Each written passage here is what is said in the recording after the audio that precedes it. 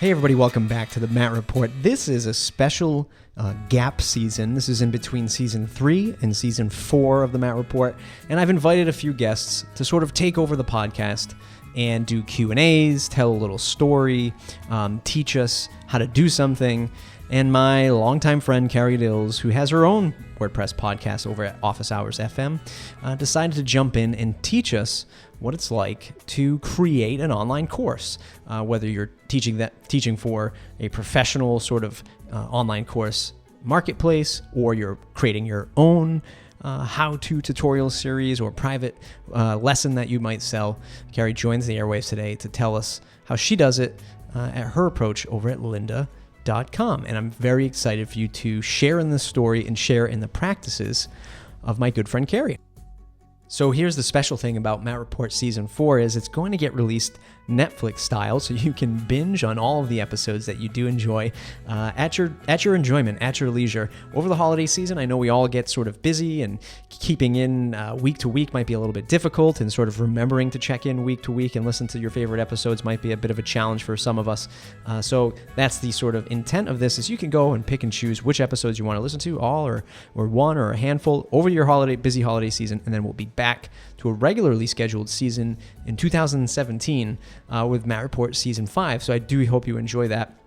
And one last bonus for Matt Report Season 4 is if you're on the mailing list, I'll email you access to private little audio files from each interview where the guests go into sharing their favorite books, their favorite tactics, their favorite strategies and apps for running their business. But that won't be available in the publicly consumable podcast. You'll get a special link every week on where to download that or listen to that audio file. For Matt Report listeners, you can get that at mattreport.com/subscribe. Join the mailing list over there, and you'll be sure to find out when Season 4 releases. And then every week, that secret little audio file for the tidbits of information that our guests spent some extra time sharing with us. Really hope you enjoy it. I really hope you enjoyed today's episode with Carrie Dils of OfficeHours.fm. Let's get into the show.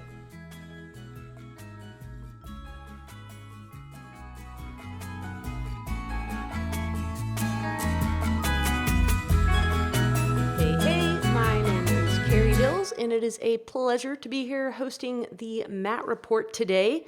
Matt, thank you for letting me take over your show. So what I wanted to chat about is making online courses, sort of the process, the process behind it, all the way from selecting your topic to planning for it, to doing the recording, to doing the post-processing, and then finally selling it. And to wrap a little bit of context around this, I am a course author for Lynda.com, and I've also produced one other course, a self-produced course. So that's the experience that I'm coming from. And when it comes to online courses, there were you can do the one route, like the Lynda, Treehouse, etc., where someone else is sort of facilitating the recording. And then there's other outfits like, I believe, Pluralsight. No, I might have just lied about Pluralsight. But anyways, where the videos, your courses are self-produced. So I love Lynda because all I do is record the course, and they get the hard work of actually doing the production work on it. So let's start at the beginning. At the beginning of a Lynda course, or of any online course, if you're thinking about getting onto this, is picking your topic. What is it that you want to teach? And, and do you think that it's a topic that people are interested in learning about? Because of course you want to match. You could teach something, but if nobody wants to learn about it, then don't plan on making any money from that course. But the first thing there is find a topic. And for Lynda, the way that works is they've got this huge network, and they've got people who are scouring the world trying to find out what content people are wanting to learn about. So they've actually got a team of people that do that. They've also got this huge library of courses, and over time, a lot of those technical courses, you can imagine, get outdated. So I guess there are really three ways of coming up with a course topic for Lynda. One is it's a remake of one of those outdated courses. Two, it's going to be a course suggested by the content team at Lynda that they believe would be a popular subject. Or third, as an author, I have the ability to suggest topics that I want to teach.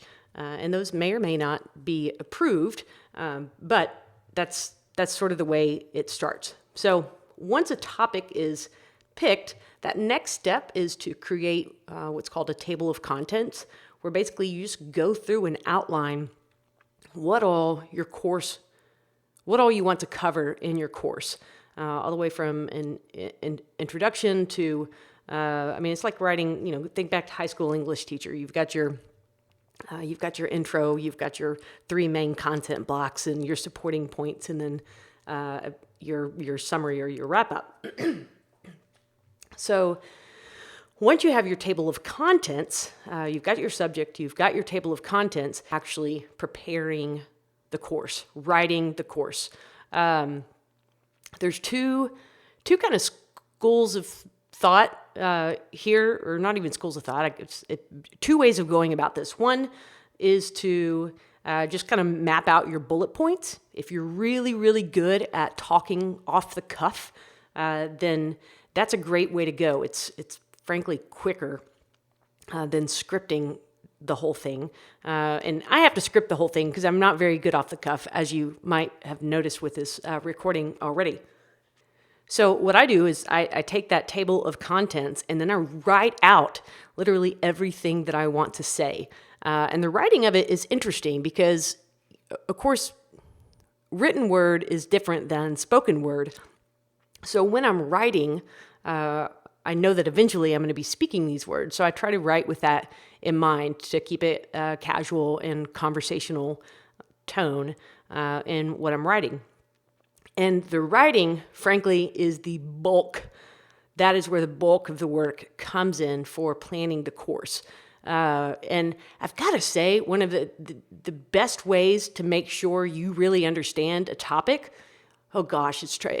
teach it. Because once you go through and start thinking, okay, like step one, let me assume that my student knows nothing about what I'm trying to teach.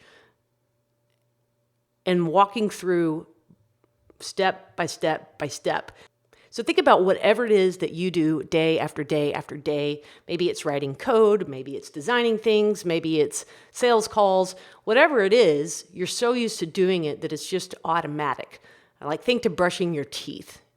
You don't think consciously, I'm going to pull out my toothbrush. I'm going to squeeze some toothpaste from the tube, etc., etc. I'm going to brush all 4 quadrants for 30 seconds apiece. You don't think that way. It just happens automatically. But when you're teaching, you have to assume that the student doesn't know that first you pull out the toothbrush and then you put the toothpaste on. So writing a course really helps solidify knowledge that maybe you'd forgotten you had, just because things are just sort of rote. But anyhow, so there's the writing component. Along with that, now here's where you've got to decide, is your course going to be audio only? Is it going to be audio and video? Is it going to be audio plus a slide deck presentation? How are you going to be presenting this information? For my Lynda courses, they're audio and screen. What do you call it? I guess a screencast. So it's you're not seeing my face. It's just my voice, and then you're seeing my computer screen and me going around clicking things or writing code or whatever. And then interspersed with that are slides. So depending on your topic, it's going to lend itself better to one medium or another. For instance, if you're teaching code, live video of you just talking about code is probably not very effective, but you talking while you've got your code editor open could be very effective. If you're trying to teach concepts, that's where slides can come in really handy. If you're trying to teach more, think like business skills or something of that nature, maybe be more helpful to do video where, they can see your face, they can see how you're presenting yourself, say if you're practicing interview skills or something like that. So that's kind of the idea of how you get around to actually recording your course. And keep in mind the degree of complexity in post-processing. You want to think through how you're going to record the course before you ever actually do the recording, because your post-processing, you can end up chewing up a lot of time if you don't plan well going into it. So for instance, if you're doing a course where you're recording a screencast, then you're recording, whatever's on your monitor and your voice input, and then you're, maybe flipping back and forth between a slide deck during that video.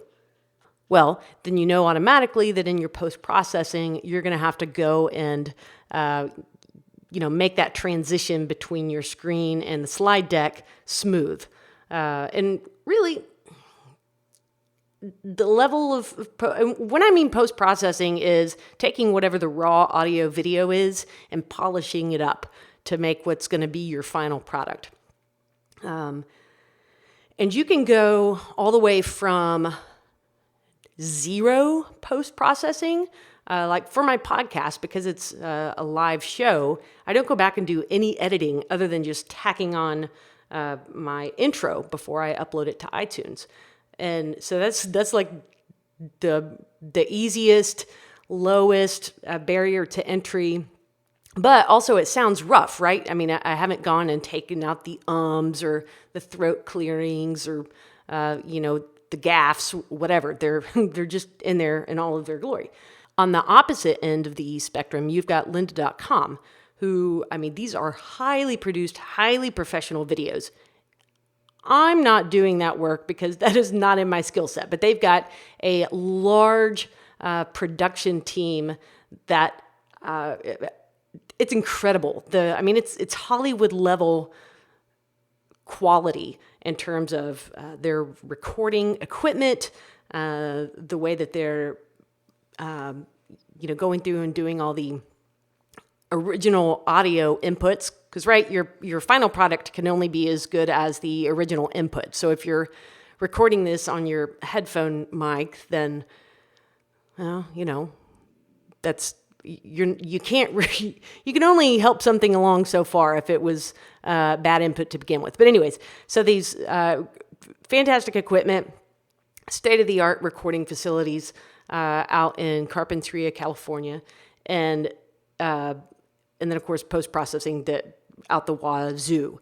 So from the time I record a course until it actually becomes available on Lynda.com, there's usually about a 6 to 8 week period in there.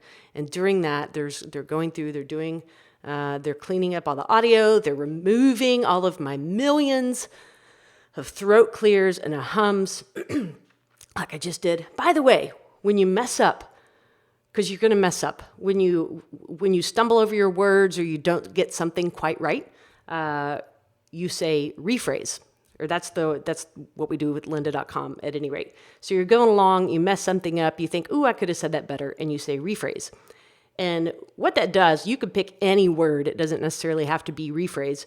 But when an audio technician goes back and looks at all those little audio squiggly lines coming out, if you know that my voice pattern or your voice pattern, whatever, looks a certain way whenever I say the word rephrase, then it becomes easy to kind of visually mark that on the, I don't even know the term for the audio, the squiggly lines. I'm just going to call them the squiggly lines. If you've ever seen, movies where they're filming on Hollywood sets and they've got the big clipboard thingy and say take one. Well, I learned that thing, which I don't know what exactly it's called, but the purpose of that click, of the snapping of that board, is the exact same thing that I'm doing with rephrase. It makes it easier to go back and edit the audio after the fact.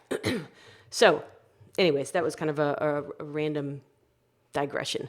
But if you're gonna be recording audio for a course that you're planning to sell, then you need to make some decisions up front about what final quality is this going to be, and of course your pricing structure will follow along with that. If it looks like you recorded it rolling down the freeway in your car with your with your earbud microphone, then people probably aren't going to pay millions of dollars for that. People really aren't probably going to pay millions of dollars for any course that I could ever produce, but you get my point. The more time and effort that you put into post-processing, really just the process in general, the higher quality end product you get, and therefore the higher price tag you can put on it. But that said, if audio-visual editing is not your skill set, you can waste so many hours. You can waste so many hours trying to get things right. I really suggest that you just outsource that. Hire somebody whose skill set is in AV editing, and just kind of give them the instruction of what you want them to do, and hire someone who's good at that to do that. Trust me, that is money well spent. So going back a little bit to the process of recording out at Lynda, I fly out to their recording facility in Carpinteria, California. Just beautiful, beautiful Southern California. And the irony of all of that beauty is that I get to sit in a recording booth all week. So literally a little 7x7 foam padded booth that I sit in and do my recordings. And this is where I'm doing the screencast and my voice. And the handful of instances where my face is actually showing, I go to something called a live action stage. And that's where they've got the full setup with the green screen, the lights, the cameras. The production of this is always astounding to me. And I'll read my course intro, for instance, off of a teleprompter. And I'm reading that while there's bright lights on me and 5 set of eyeballs are staring at me. It's nerve-wracking. Oh, and before I get to that, they have somebody come in and do my hair and makeup. I cannot be trusted to do my own hair and makeup. That's not entirely true. Well, actually, no, that's absolutely true. But they do that for everybody. So that's the sort of live action component. And the majority of my time, though, is spent in that little recording booth and just doing raw footage. So, for instance, and I'm usually out there for a week at a time, 6 or 7 days. Let's say we have a course that is maybe an hour and a half. No, okay. Let's say we've got a course that's 2.5 hours long. I could conceivably be in that booth 10 hours a day recording and coming up with, I might have 20 hours of raw audio video that eventually, once it's cleaned up, becomes that 3 hours. It's crazy, right? Or 2.5 hours, whatever I said. So there's a lot of, I'm terrible. Now, some people, they just go in there and they talk and they don't make mistakes. And I'm sure that if they record 4 hours of audio, that it cleans up to 3 hours and 48 minutes of actual audio. Not the case for me. They got to do a lot of whacking because I'm me and talking. Yeah, I just make mistakes. So that's sort of the booth time. And then I have a content producer that I'm working with while I'm out there who's, they're sitting on the other side of the recording booth with their headphones on. They're listening to me as I teach. And it's great feedback. Now, these are all the content producers that I'm working with are all incredibly smart people, but their subject matter is not WordPress. It has nothing to do with what I'm teaching. So they're great people to sit on the other side of that booth and listen and see if what I'm teaching makes sense. 'Cause like I said earlier, like you leave out steps like putting the toothpaste on because you're so used to doing things. So having that other set of eyes and ears while you're doing the teaching is really helpful to make sure that you covered the content or your subject comprehensively. If you're recording at home, you might not have somebody that's sitting there listening to your every move, but it would be helpful to have someone listen to that's not an expert in your topic. Have them listen to the course or watch the course and go through sort of a beta. Make sure that it makes sense. Make sure that you've covered the topic in a way that someone without previous knowledge can understand. And I'm not saying that you can't have prerequisites, right? Like when I'm teaching a WordPress course, I'll even say at the beginning, I'm going to assume that you have some, you know what HTML and CSS is. I'm going to assume that you have some base level familiarity with PHP. I'm going to assume that you know what a code editor is. So you can say up front if there's knowledge needed coming into your course, and I highly recommend doing that because that lets people know right up front whether or not the course is for them or whether or not they need to beef up some other skills before they can really come in and be successful understanding your course. And of course, not all. There's tons of stuff that's not. So many topics you could teach on that aren't technical. I mean, you could be teaching on, how to do an effective email campaign or how to be a better blogger. Or, I mean, my goodness, the topics only end with your imagination. But let people know up front what it is that what your goal is to teach them. So what the knowledge that they should expect to walk away with at the end of your course. And later on, when it comes to marketing your course, that's helpful, right? You want to be able to make people a promise. When you listen to this or when you watch it, when you take this course, here's the knowledge that you're going to walk away with. Here's the action items that you'll be ready to do once you watch this or take this course. Let's see, what else have I not covered too much?